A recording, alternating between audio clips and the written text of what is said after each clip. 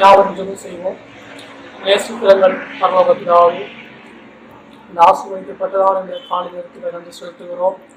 சுவாமி ஆண்டவர் ஆராதனை வேலை ஆண்டவரை பங்கு பெற்றிருக்கிறார். அவருடைய பிள்ளைகளுக்காக நாங்கள் விசேஷமாக நாங்கள் ஜெபிக்கிறோம். ஆண்டவர் இந்த பிள்ளைகளை ஆசீர்வதிங்க ஆண்டவரே. இயேசு ஆராதனை பார்த்து கொண்டிருக்கிறாங்க. இயேசுப்பான பிள்ளைகளுடைய வாழ்க்கையின் ஆண்டவரை அற்புதங்களை அதிசயங்களை ஆண்டவரே இயேசுவின் நாமத்தில் அப்பா தேவன் காண பண்ணும்படியாக ஜெபிக்கிறோம் ஆண்டவரே. அப்பா பிதாவி சுவாமி ஆண்டவர் ஆராதனை ஆண்டவரை பங்கு பெற்று அவர் பிள்ளைகளுடைய ஆண்டு உள்ளங்களுக்கு காணப்படுறான துக்கங்கள் வேதனைகளை எல்லாவற்றையும் இயேசுவின் நாமத்தில் தேவன் மாற்றி அமைக்கும்படி ஜெபிக்கிறோம். ஆண்டவரே ஆராதனை பங்கு பெற்று ஆண்டவர் பிள்ளைகளை இயேசுவின் நாமத்தினாலே தேவன் தாமே ஆசீர்வதிக்கும்படி ஜெபிக்கிறோம். ஆண்டவர் இயேசு ஆராதனை பார்த்து கொண்டு ஒரு பிள்ளை வாழ்க்கை அவருக்குரிய மாற்றத்தை ஆண்டவர் பெரிய ஒரு திருப்பு முனையை இயேசுவின் நாமத்தில் தேவன் ஏற்படுத்தும்படியாக ஜெபிக்கிறோம். ஆண்டவரே ஆண்டவரே ஏசப்பந்த ஊழியத்துக்கு ஜெபிக்கிறோம். ஏசப்பந்த ஊழியத்தை ஆண்டவரே இயேசுவின் நாமத்தினாலே ஆசீர்வதிங்க ராஜா. இந்த ஊழியங்களப்பா நாளுக்கான வளர்ச்சி அடையத்தக்க ஆண்டவரே பெரிய ஒரு மாற்றத்தை கர்த்தரப்பா கொடுக்கும்படியாப்பா ஜெபிக்கிறோம். ஆண்டவரே இந்த ஊழியங்களுக்கு கூட ஆண்டவர் அதே அநேக ஜனங்களை ஆசீர்வதிக்கப்பட்டிருக்கத்தக்க இயேசுவின் நாமத்தில் ஆசீர்வாதமான ஜனங்களை இதை மாற்றம் பற்றி இருக்கிறேன். ஆண்டவர் ஏசப்பா அந்த ஊழியங்கள் செய்ய ஆண்டவரை பிள்ளைகளை இயேசுவின் நாமத்தினாலே ஆசீர்வதிங்கப்பா. இந்த பிள்ளைகளுக்கு ஆண்டவர் உங்களுடைய அபிஷேகத்தை உங்களுடைய வல்லமை உங்களுடைய பிரசனத்தை கொடுத்து தேவன் தாமை வழிநடத்தும்படியே ஜெபிக்கிறோம். ஆண்டவர் இயேசுவின் நாமத்தினாலே ஆசீர்வதிங்க வழிநடத்துங்க. இயேசுவின் நாமத்தில் ஜெபிக்கிறோம் நல்ல தகப்பனே.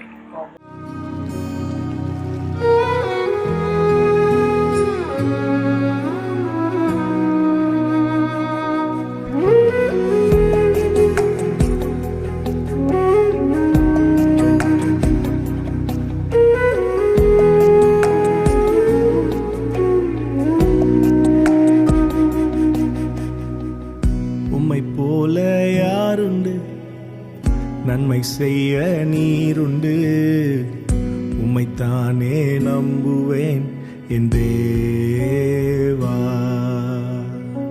உம்மை போல யாருண்டு, நன்மை செய்ய நீருண்டு, உம்மைத்தானே நம்புவேன் என் தேவா. உம்மைத்தான் எந்தன் வாழ்வில் ஆதாரமாய் நினைத்து உள்ளேன். நீரில்லா எந்தன் வாழ்க்கை வீணாய்த்தானே போகுதையா. உம்மைத்தான் எந்தன் வாழ்வில் ஆதாரமாய் நினைத்து உள்ளேன். நீரில்லா எந்தன் வாழ்க்கை வீணாய்த்தானே போகுதையா. எல் ஷடாய் ஆராதிப்பேன், எலோஹீம் ஆராதிப்பேன், அடோனாய் ஆராதிப்பேன், யெஷுவா ஆராதிப்பேன், எல் ஷடாய் ஆராதிப்பேன், எலோஹீம் ஆராதிப்பேன், அடோனாய் ஆராதிப்பேன், யெஷுவா ஆராதிப்பேன்.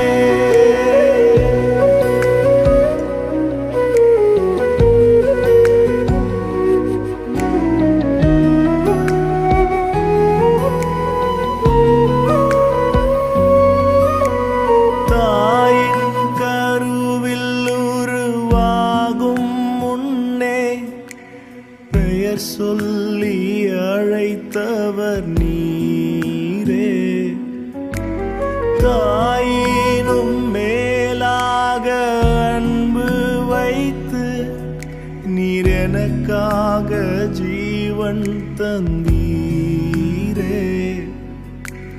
தாயின் கருவில் உருவாகும் முன்னே பெயர் சொல்லி அழைத்தவர் நீரே,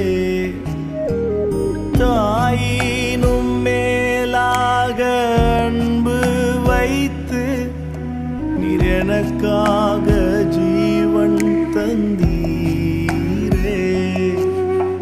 என் நாட்கள் முடியும் வரை என் ஜீவன் பிரியும் வரை என் சுவாசம் ஒழியும் வரை உம்மையே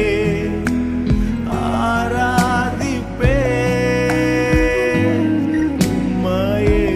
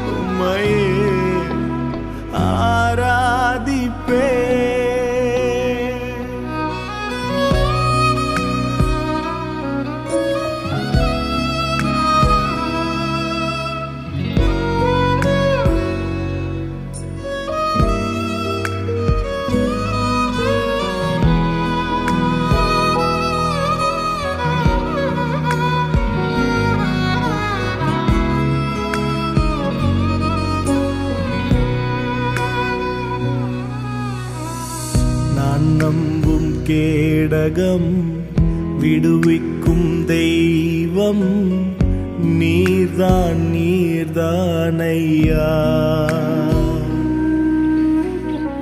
நான் நம்பும் கேடகம் விடுவிக்கும் தெய்வம் நீர்தான் நீர்தானையா.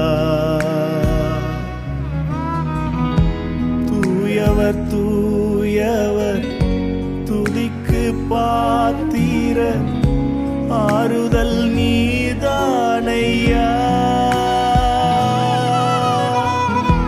தூயவர் தூயவர் துதிக்கு பாத்திர ஆறுதல் நீர்தானையா.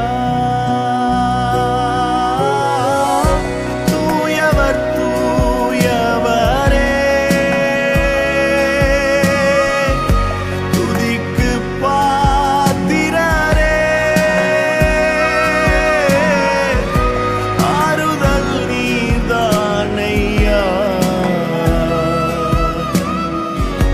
தூயவர் தூயவரே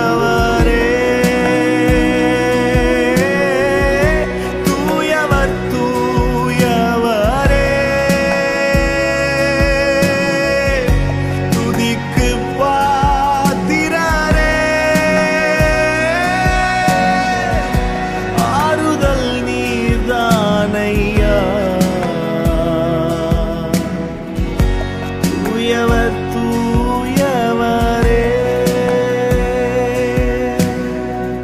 உயரத்தில் கூப்பிட்டே உதவிக்காய் கதறினேன் அழுகுரல் கேட்டீரையா.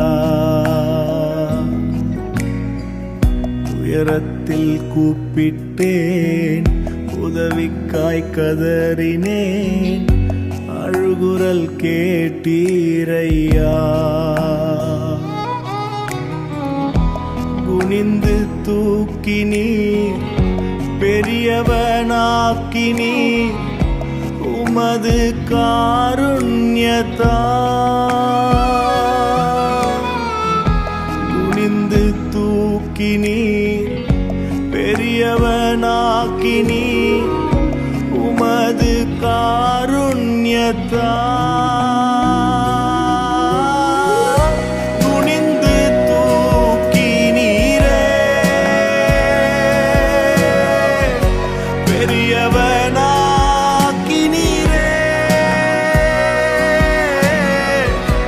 உமது காருண்யத்தா.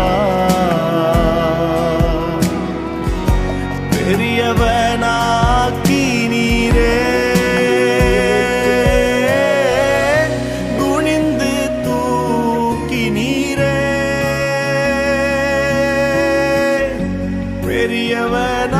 பெரியவனாக்கினீரே உமது காருண்யத்தா. இன்றைய வேத வசனம் யோவான் 15ஆம் அதிகாரம் 26ஆம் வசனம் தொடக்கம் 27ஆம் வசனம் வரை. பிதாவினிடத்தில் இருந்து நான் உங்களுக்கு அனுப்பப் போகிறவரும் பிதாவினிடத்தில் இருந்து புறப்படுகிறவருமாகிய சத்திய ஆவியான தேற்றரவாளன் வரும்பொழுது அவன் என்னை குறித்து சாட்சி கொடுப்பார். நீங்களும் ஆதி முதல் என்னுடனே கூட இருந்தபடியால் எனக்கு சாட்சிகளாய் இருப்பீர்கள். யோவான் 16ஆம் அதிகாரம் 12ஆம் வசனம் தொடக்கம் 15ஆம் வசனம் வரை. இன்னும் அநேக காரியங்களை நான் உங்களுக்கு சொல்ல வேண்டியதாய் இருக்கிறது. அவைகளை நீங்கள் இப்பொழுது தாங்க மாட்டீர்கள். சத்திய ஆவியாகிய அவர் வரும்பொழுது சகல சத்தியத்திற்குள்ளும் உங்களை நடத்துவார். அவர் தம்முடைய சுகமாய் பேசாமல் நாம் கேள்விப்பட்டவைகளை யாவையும் சொல்லி வரப்போகிற காரியங்களை உங்களுக்கு அறிவிப்பார். அவர் என்னுடையதில் எடுத்து உங்களுக்கு அறிவிப்பதினால் என்னை மகிமைப்படுத்துவார். பிதாவினுடையவைகள் யாவும் என்னுடையவைகள். அதனால் அவர் என்னுடையதில் எடுத்து உங்களுக்கு அறிவிப்பார் என்றேன். ஆமென்.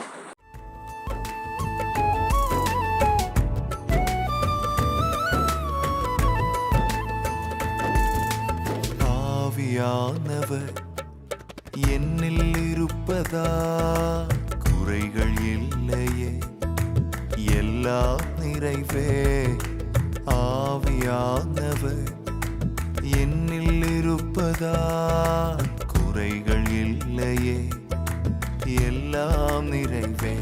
ஞானமும் உணர்வும் ஆலோசனை பலனும் அறிவையும் தேவ பயத்தை தாரும். ஞானமும் உணர்வும் ஆலோசனை பலனும் அறிவையும் தேவ பயத்தை தாரும். எனக்கு அறிவையும் தேவ பயத்தை தாரும்.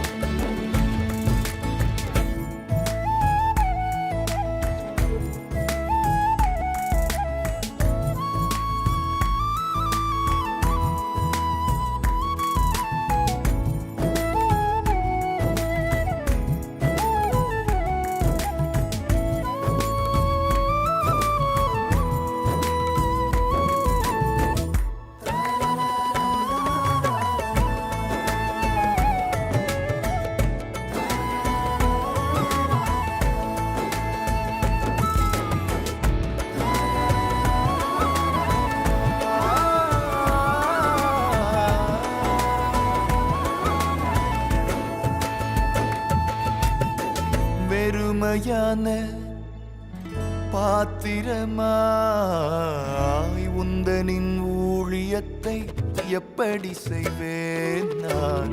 வெறுமையான பாத்திரமாய் உந்தனின் ஊழியத்தை எப்படி செய்வேன்? என்னை நிரப்பும் இன்றே, பயன்படுத்தும் இன்றே, பயனுள்ள பாத்திரமாக என்னை நிரப்பும் இன்றே, பயன்படுத்தும் இன்றே, பயனுள்ள பாத்திரமாக. ஞானமும் உணர்வும் ஆலோசனை பலனும் அறிவையும் தேவ பயத்தை தாரும். ஞானமும் உணர்வும் ஆலோசனை பலனும் அறிவையும் தேவ பயத்தை தாரும். எனக்கு அறிவையும் தேவ பயத்தை தாரும்.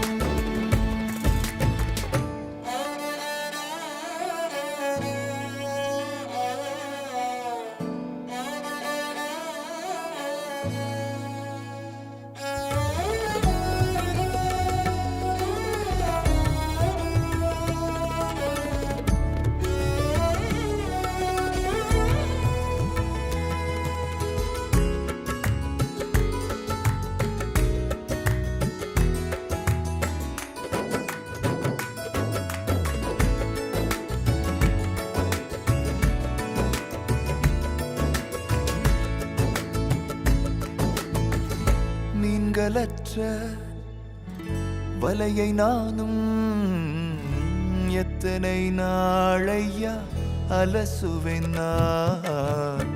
மீன்களற்ற வலையை நானும் எத்தனை நாளையா அலசுவேன் நான்? என்னை நிரப்பும் இன்றே, பயன்படுத்தும் இன்றே, பயனுள்ள பாத்திரமாக என்னை நிரப்பும் இன்றே, பயன்படுத்தும் இன்றே, பயனுள்ள பாத்திரமாக. ஞானமும் உணர்வும் ஆலோசனை பலனும் அறிவையும் தேவ பயத்தை தாரும். ஞானமும் உணர்வும் ஆலோசனை பலனும் அறிவையும் தேவ பயத்தை தாரும். எனக்கு அறிவையும் தேவ பயத்தை தாரும்.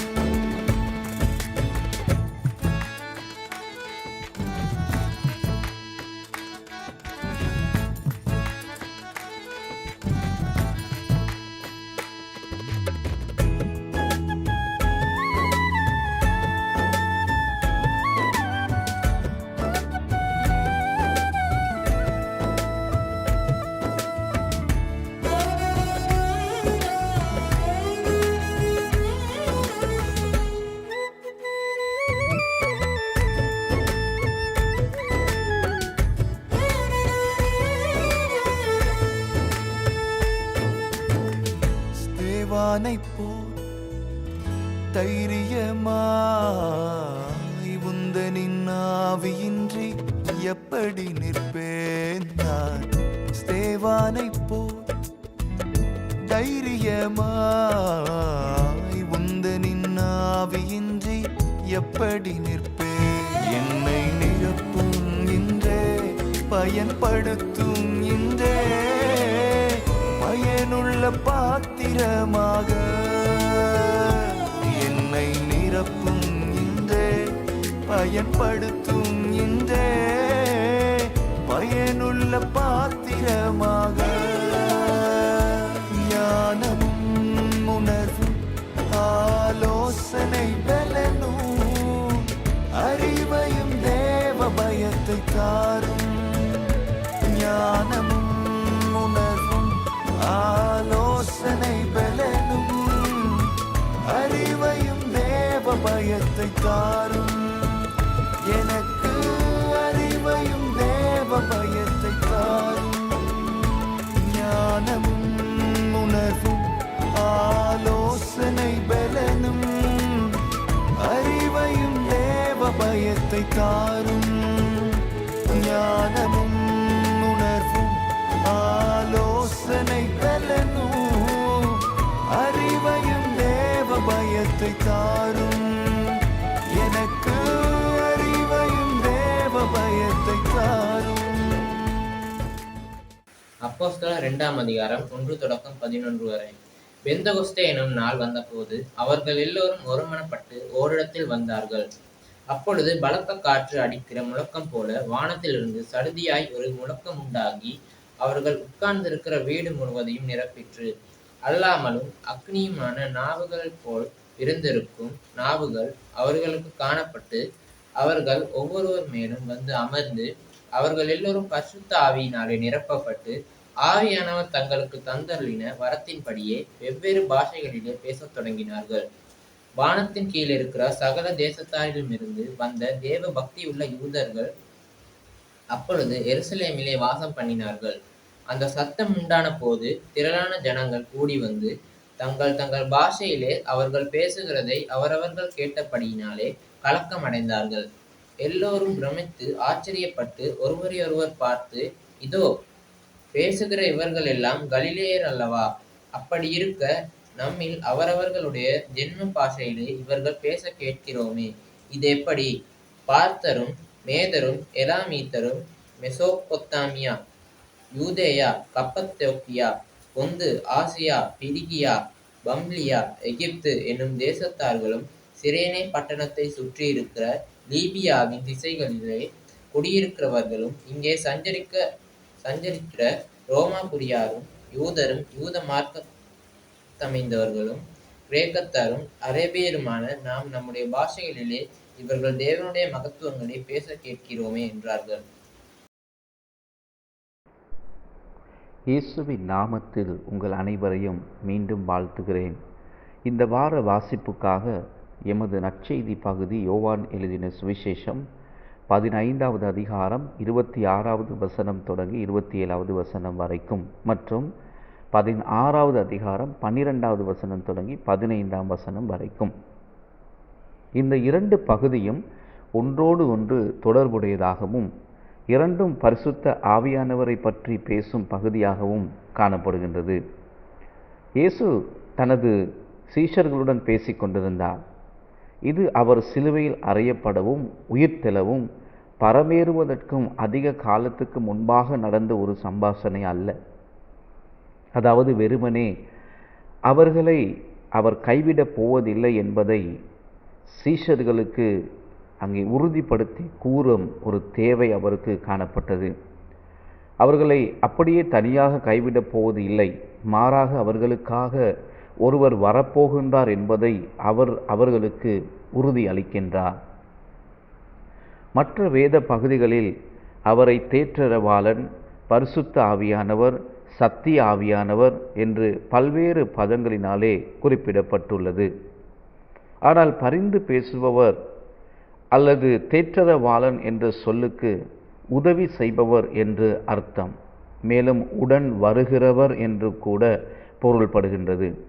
இயேசு பயன்படுத்திய எல்லா வார்த்தைகளையும் நினைத்து பாருங்கள். அவை ஒவ்வொன்றும் மிக மிக முக்கியமான வார்த்தைகளாக காணப்படுகின்றது.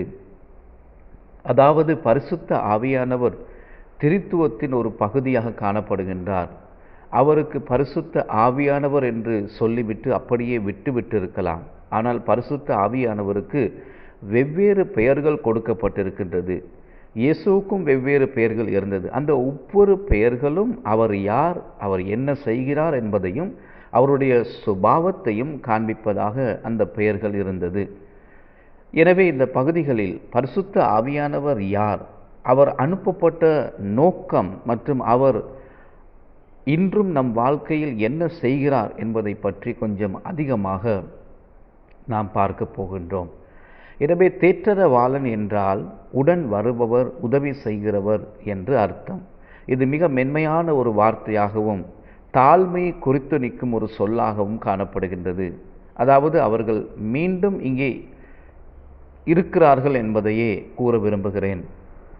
ஆனால் அவர் வருவது நமக்கு உதவி செய்வதற்காக, ஒரு தேற்றரவாளனாக இருப்பதற்காக.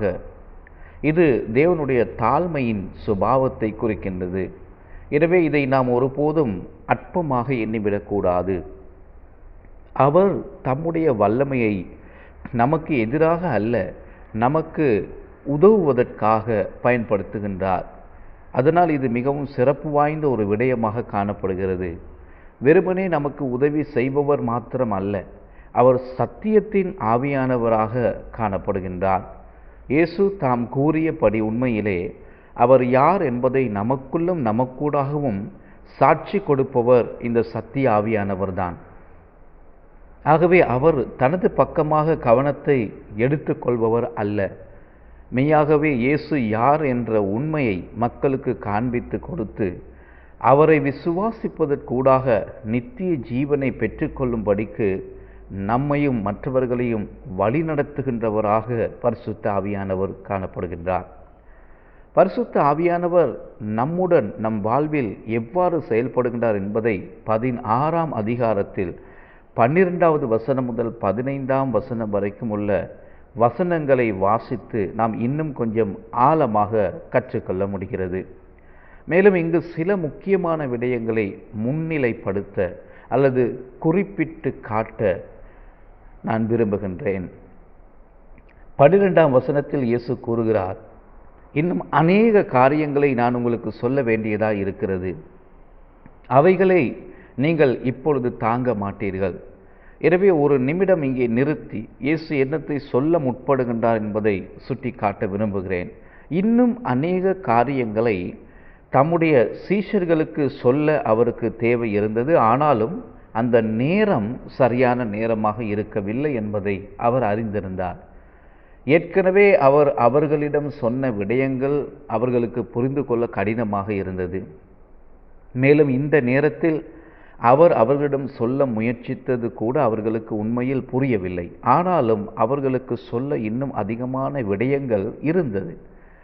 நமக்கு என்ன தேவை என்பது மட்டுமல்ல, எப்போது நமக்கு தேவை என்பதையும் நம் ஆண்டவர் இயேசு நன்கு அறிந்தவராய் இருக்கிறார். இப்போது நாம் சமாளிக்கக்கூடியதை விட நமக்கு வெளிப்படுத்த விரும்பும் அவரது வெளிப்பாடுகள் அதிகமாகவே இருக்கிறது.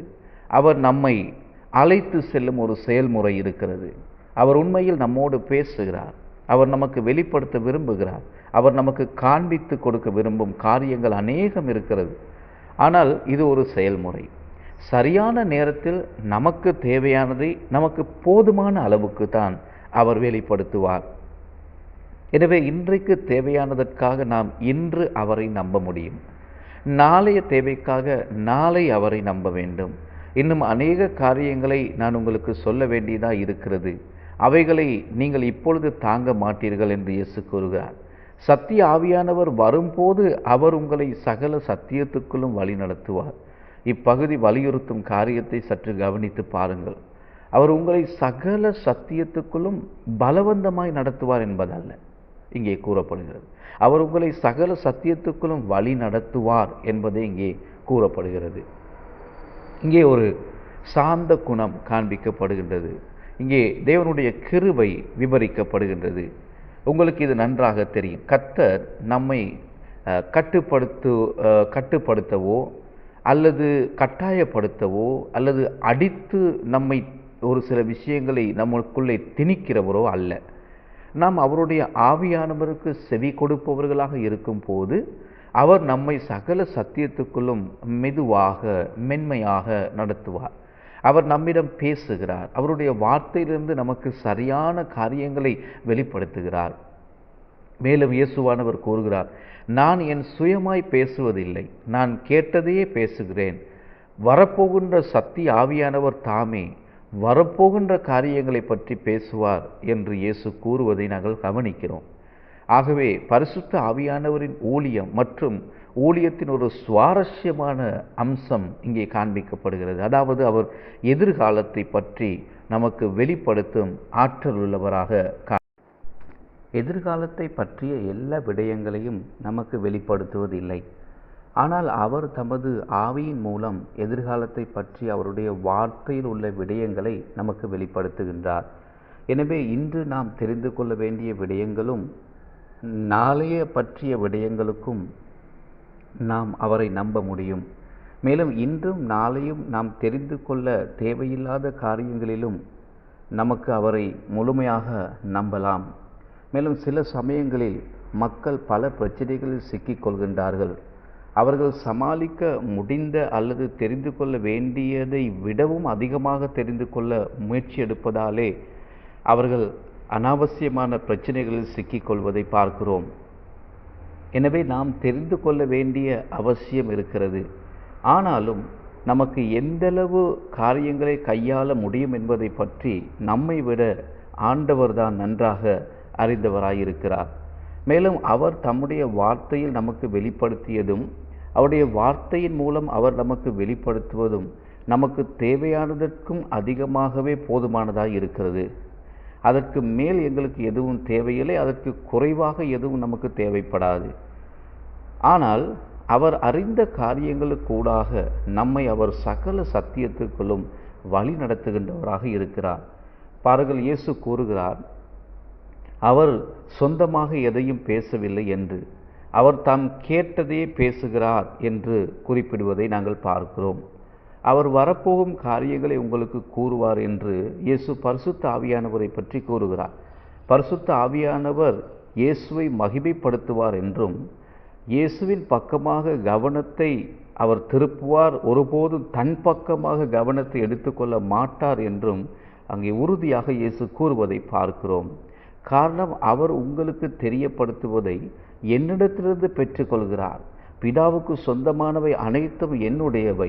அதனால்தான் அவர் உங்களுக்கு வெளிப்படுத்துகின்ற அனைத்தையும் என்னிடத்திலிருந்து பெற்று வெளிப்படுத்துகிறார் என்று இயேசு கூறுகிறார். இங்கே நாம் திரித்துவத்தின் கிரியை பார்க்கிறோம். பிதா, குமாரன், பரிசுத்த ஆவியானவர் இவர்கள் யாவரும் ஒன்றாக வேலை செய்வதை பார்க்கிறோம். அவர்கள் ஒவ்வொருவருக்கும் தனித்துவம் இருக்கின்றது. ஆனால் ஒரே தேவனுடைய பகுதிகளாக காணப்படுகின்றார்கள். இவர்கள் மூவரும் வெவ்வேறு கடவுள்கள் அல்லது மூன்று தெய்வங்கள் அல்ல, ஒரே தெய்வமாக செயல்படுகின்றார்கள். பிதா, குமாரன் மற்றும் பரிசுத்த ஆவியானவர். இங்கே நாம் மீண்டும் உங்கள் கவனத்தை ஈர்க்க விரும்புகின்ற காரியம் என்னவென்றால், பரிசுத்த ஆவியானவர் யார் என்பதுதான். அவர் எப்படி ஒரு தாழ்மையான மற்றும் கிருபையான மென்மையான வழியிலே வந்து இயேசுவின் பக்கமாக நமது கவனத்தை ஈர்த்து எடுத்து அவருக்கு மகிமை செலுத்தும்படி செய்து அவர் கூறிய வார்த்தைகளுக்கு நேராக நம்மை வழிநடத்துகின்றார், நமக்கு வெளிப்பாடுகளை தருகின்றார், அந்த சத்தியங்களுக்குள் நம்மை அழைத்து செல்கின்றார் என்பதை நான் காண்பித்து கொடுக்க விரும்புகின்றேன். அவர்தான் சத்திய ஆவியானவர் மற்றும் அவர்தான் பரிசுத்த ஆவியானவர். வெறும் ஆவியானவர் கிடையாது, எல்லா சத்தியத்துக்குள்ளும் நம்மை வழிநடத்துகின்ற பரிசுத்த ஆவியானவராக அவர் இருக்கிறார். எனவே அவர் நமக்கு வெளிப்படுத்தும் அனைத்தும் சத்தியமானவைகள். இந்த காலத்துக்கும் எதிர்காலத்துக்கும் நாம் அறிந்திருக்க வேண்டிய சத்தியங்களாக அவைகள் இருக்கின்றது. ஆகவே தேவன் நமக்காக இருக்கிறார். அவர் நமக்கு எதிரானவராக அல்ல இருக்கிறார். அவர் நம்மை வழி நடத்துகின்றவராக, அவர் நம்மை எல்லா சத்தியத்துக்களும் நடத்துகின்றவராக காணப்படுகின்றார். இது ஒரு செயல்முறை. இந்த காரியம் ஒரு செயல்முறை போல நடக்குது. அதற்கு நாம் ஒத்து போகின்றவர்களாக இருக்க வேண்டும். இந்த செயல்முறையை நாம் பார்த்தால் அவர் நமக்கு வெளிப்படுத்த விரும்புவதை நாம் அங்கே பெறுவதை பற்றி பார்க்கும் போது, அவர் நமக்கு வெளிப்படுத்த விரும்பும் காரியத்தை தேர்ந்தெடுக்கும் போது அது அதிகமாகவும் இருக்காது, அது குறைவாகவும் இருக்காது. நமக்கு எது தேவையோ அதை அவர் சரியாக வெளிப்படுத்துவார். பரிசுத்த ஆவியானவரின் வார்த்தையில் நீங்கள் நேரத்தை செலவழித்து இன்று உங்களுக்கு தேவையானதையும் நாளை பற்றி நீங்கள் தெரிந்து கொள்ள வேண்டியதையும் அவர் உங்களுக்கு வெளிப்படுத்தி கொடுக்க நீங்கள் அவருக்கு அனுமதி கொடுக்க வேண்டும், இடம் கொடுக்க வேண்டும் என்று நான் உங்களை உற்சாகப்படுத்துகிறேன். ஆனால் இன்று நமக்கு தேவையில்லாதவைகள் நிறைய உள்ளன. நாளை பற்றி நாம் தெரிந்து கொள்ள தேவையில்லாதவைகளும் ஏராளமாய் நமக்கு இருக்கின்றது. ஆனால் கர்த்தர் எதை தேர்ந்தெடுக்கிறாரோ நமக்கு வெளிப்படுத்த, அவர் தம்முடைய வார்த்தையின் மூலம் அதை வெளிப்படுத்த நாம் இடம் கொடுக்கின்றவர்களாய் வாழ வேண்டும். கர்த்தர் தாமே நம் ஒவ்வொருவரையும் ஆசீர்வதிப்பாராக. ஆவியான தேவனே அசைவாடுமே, அருள் பொழியும் ஜீவனே ஆட்கொள்ளுமே. ஆவியான தேவனே அசைவாடுமே, அருள் பொழியும் ஜீவனே ஆட்கொள்ளுமே. வாரும் ஆவியே, தூய ஆவியே, வாரும் ஆவியே, தூய ஆவியே, வாரும் ஆவியே, தூய ஆவியே, வாரும் ஆவியே, தூய ஆவியே. ஆவியான தேவனே அசைவாடுமே, அருள் பொழியும் ஜீவனே ஆட்கொள்ளுமே.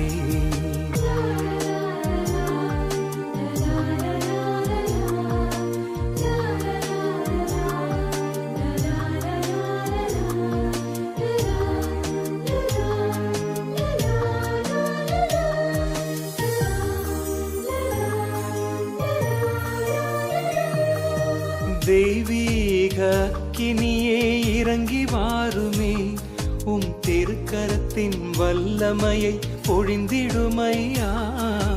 தெய்வீக அக்கினியே இறங்கி வாருமே, உம் திருக்கரத்தின் வல்லமையை பொழிந்திடுமையா.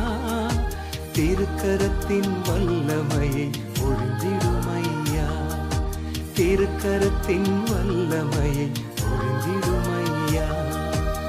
ஆவியான தேவனே அசைவாடுமே, அருள் பொழியும் ஜீவனே ஆட்கொள்ளுமே.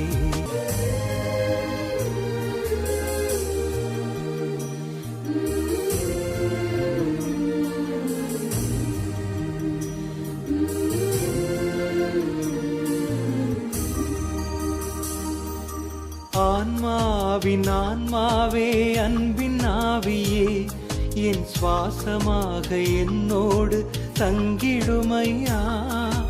ஆன்மாவின் ஆன்மாவே, அன்பின் ஆவியே, என் சுவாசமாக என்னோடு தங்கிடுமையா.